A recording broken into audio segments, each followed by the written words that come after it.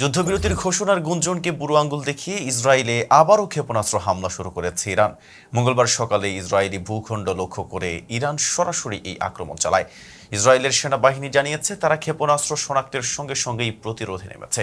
এরই মধ্যে দেশ জুড়ে বেজে উঠেছে বিমান হামলার সাইরেন, আতঙ্ক ছড়িয়ে পড়েছে জনমনে।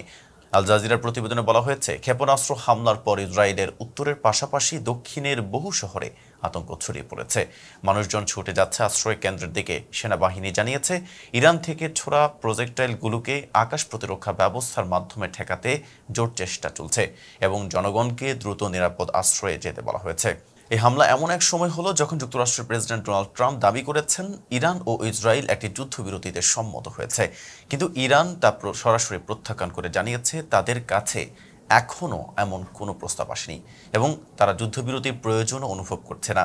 একই দিনে ইরাকের ইমাম আলী ঘাঁটিতে এক রাডার সিস্টেমে হামলা হয়েছে বলে জানিয়েছে বাগদাদ ভিত্তিক আল সুমারিয়া টিভি। তবে এই হামলার জন্য কে দায়ী সে বিষয়ে এখনও কোনো পক্ষ কোনো আনুষ্ঠানিকভাবে কিছুই জানায়নি। হামলার একটি ছবি ইতিমধ্যেই চ্যানেলটি প্রকাশ করেছে, যা আরও উত্তেজনার জন্ম দিয়েছে। মধ্যপ্রাচ্যের আকাশ আবারও বারুদের গন্ধে ভারী হয়ে উঠেছে, যেখানে একদিকে কূটনৈতিক কণ্ঠে শান্তির বার্তা বেশি আসছে, অন্যদিকে বাস্তবে চলছে পাল্টাপাল্টি আগ্রাসন।